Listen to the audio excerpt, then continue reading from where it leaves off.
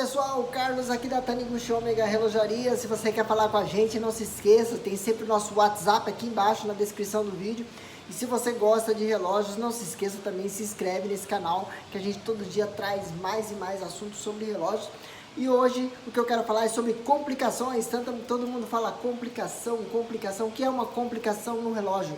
Tá? O relógio, para vocês terem uma ideia, o relógio foi feito para marcar o tempo. E é lógico que foram criados vários e vários acessórios ali dentro do próprio relógio, e cada acessório que vai criado dentro do relógio é nomenclado como uma complicação diferente.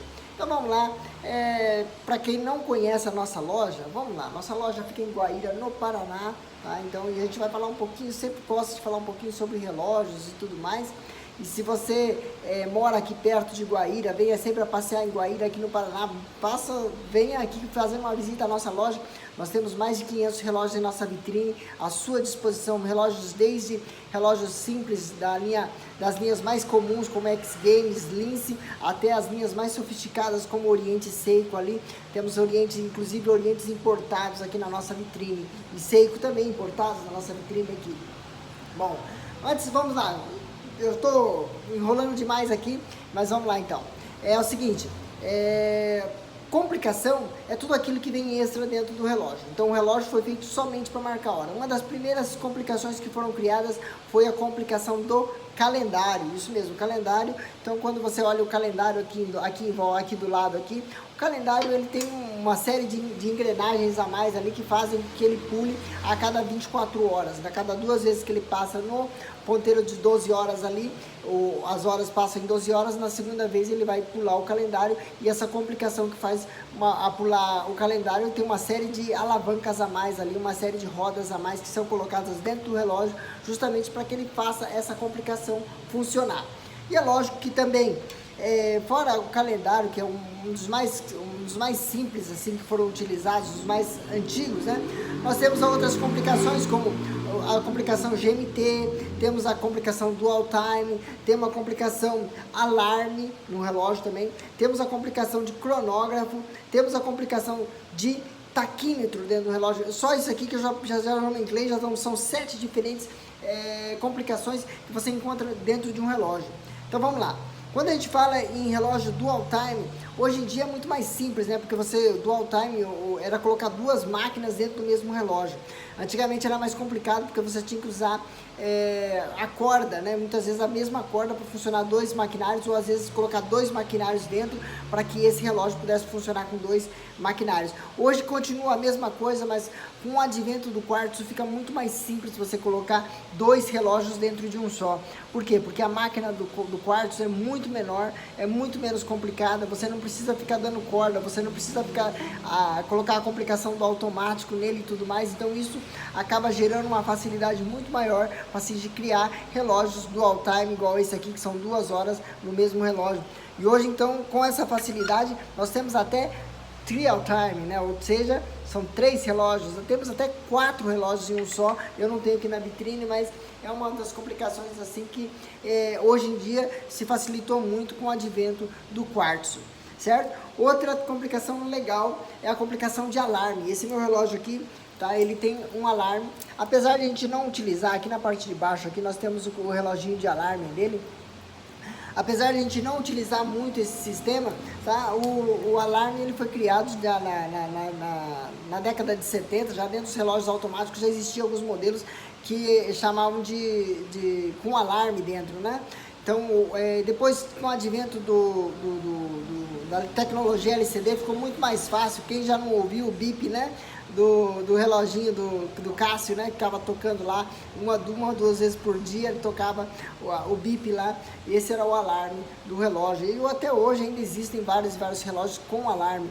Esse é o analógico, é um deles. E assim, no sistema analógico é muito complicado você colocar um relógio com alarme, porque você tem que colocar 2 relógios dentro de um só, e isso a complicação acaba ficando um pouquinho mais exagerada. Mas assim mesmo, grandes marcas como a Seiko providenciam esse tipo de complicação para fornecer isso para os seus clientes, tá? Outra complicação muito legal é a complicação GMT. GMT é uma complicação que foi criada na década de 50 lá pela Rolex para atender um pedido da Panam, tá? A Panam, a empresa de aviação Panam, certo? A Pan-Americana, ela pediu para que a Rolex criasse um relógio que os pilotos pudessem usar, que pudesse marcar 2 fusos horários ao mesmo tempo. E por que eles precisavam dessa complicação? Com a criação dos aviões que começavam a voar cada vez mais longe, a Panam precisava, ela saía de um fuso horário e viajava para outro fuso horário. E com essa complicação toda aí, o que acontecia? O piloto saía de um horário, de um fuso horário e partia para outro. Muitas vezes ele se complicava todo ali, ele não conseguia saber em qual o fuso horário ele estava. Então isso criava uma certa, como é que eu vou dizer, constrangimento para a empresa, tá? Porque muitas vezes o piloto falava assim, eu não sei que hora que é, ou então ele falava o horário errado do horário que estava aterrissando. Isso criava um constrangimento para a Panam, e a Panam então pediu para a Rolex criar o modelo GMT. E o modelo GMT é um relógio que geralmente tem dois ponteiros de horas, tá? Que eles funcionam separadamente, porém esses ponteiros de hora marcam 2 fusos horários diferentes. É possível marcar 2 fusos horários ao mesmo tempo com 2 ponteiros de horas separados. É muito interessante esse sistema aqui. Hoje em dia caiu um pouco na inutilidade devido ao dual time, mas ainda assim é uma complicação muito bonita de se ver dentro do seu próprio relógio. Outra complicação bem interessante, tá, que a gente consegue ver nos relógios hoje com maior frequência, é o cronógrafo, tá? O cronógrafo é um sistema de start-stop, né? Que eles fazem o sistema ele funcionar, quando você aperta aqui o botão de start, o ponteiro de segundo começa a funcionar aqui em cima e ele vai marcar o tempo de uma volta, né? Ou então de um tempo de uma certa, você consegue cronometrar uma certa, como é que fala? Atividade. Então é muito simples de você utilizar hoje o cronógrafo, tá? Então você usa aqui o cronógrafo, você ligou, você desligou, você zera o cronógrafo, tudo tranquilamente dentro de um próprio relógio. Na década de 60, essa complicação era um pouquinho mais interessante por conta deles serem automáticos, eles serem mecânicos. Hoje, com a tecnologia quartzo, isso ficou muito mais simples. Desde a década de 80, quando a Seiko desenvolveu esse cronógrafo analógico, né? Que era uma aposta completamente contrária a tudo que estava se crescendo naquela época, que era justamente os cronógrafos quartzo LCD. A Seiko foi lá e criou o analógico e hoje é difundido no mundo inteiro. Existem N modelos aí de cronógrafos quartzo no mundo inteiro, tá? Agora, existe uma mesma função que se utiliza dentro do cronógrafo, que é o taquímetro. Muitas pessoas perguntam para mim, Carlos, o que é um taquímetro? O taquímetro é um instrumento simples para medir a velocidade de um carro ou de um certo objeto. Mas como é que você faz isso? Você sabendo que o ponto A e o ponto B, tá? A hora que o carro passa no ponto A, a hora que ele passa no ponto B, você sabendo o tempo que ele levou para percorrer esse trecho, você consegue dizer qual é a velocidade desse carro. Então, por que funciona dessa maneira? Se você olhar no bezel aqui, ele vem marcado aqui, ó, ao invés de segundos, ele vem 400, 300, 200, ele vem marcado aqui a velocidade do carro. Então, na hora que você aciona o cronógrafo, ele vai ficar ali. Se ele, por exemplo, passou do ponto A, 1000 metros depois, ele passou ali, certo? Se ele passou, por exemplo, aqui, ó, 9 segundos, ele estava quase 400 km por hora. Então é mais ou menos por aí que você consegue visualizar a velocidade, porque isso aqui é em 1000 metros, tá? Então quando você coloca 1000 metros, na hora que ele parte do ponto A, você aciona o cronógrafo, na hora que ele passa no ponto B, que é 1000 metros, você para o cronógrafo. Na hora que você parar o cronógrafo, você olhando aqui pelo bezel, aqui você consegue dizer aproximadamente a velocidade que esse carro percorreu, esse trecho. A velocidade média, tá? Não a velocidade maior, mas a velocidade média. Tá? Existe uma diferença entre velocidade média e velocidade maior, porque a velocidade média é qual é a velocidade que ele usou para percorrer todo esse trajeto. A velocidade mais alta ou mais baixa porque ele pode ter variação. Na hora da largada ele vai estar menos, quando ele chegar lá em cima ele vai estar correndo muito mais acima da velocidade média que estaria no final, certo? Fora essas complicações todas aí, uma complicação que eu acho muito legal é a complicação do Calendar, Perpetual Calendar. O Perpetual Calendar é uma complicação que as relojoarias inventaram, porque o nosso calendário é imperfeito, né? Os nossos calendários, nós temos ali meses com 28 dias, meses com 31, meses com 30 dias.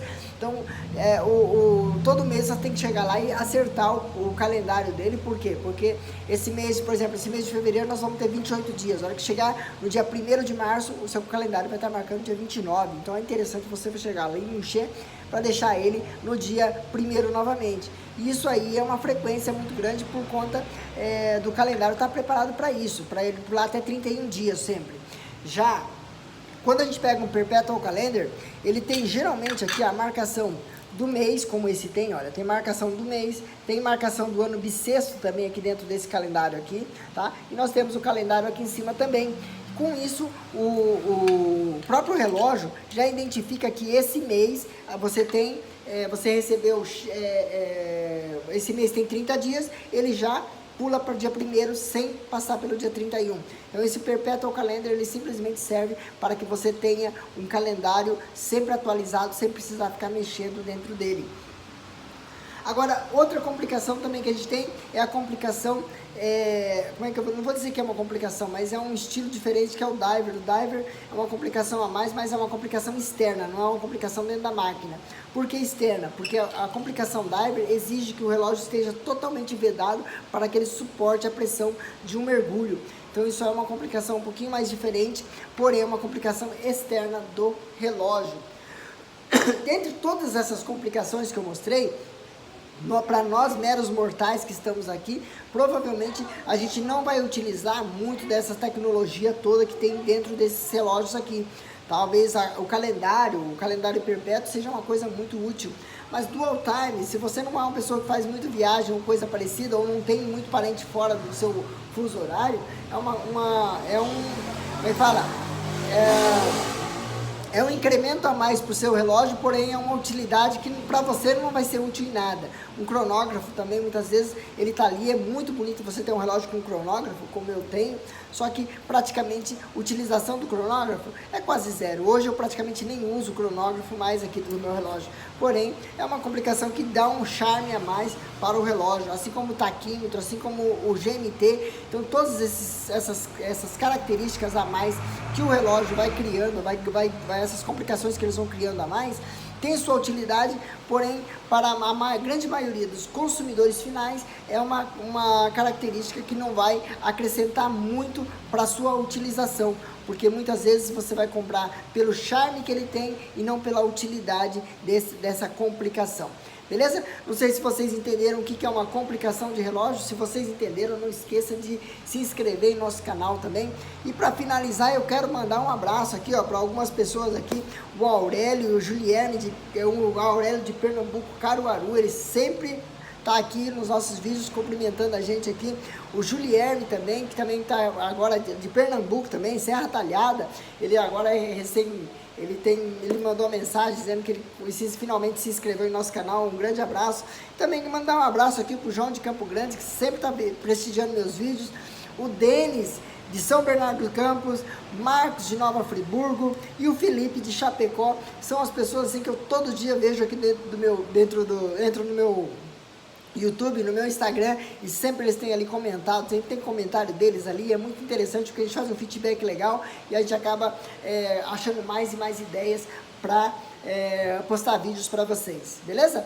Então eu vou ficando por aqui, um grande abraço para vocês, tá? E amanhã eu volto com mais um vídeo para vocês aqui.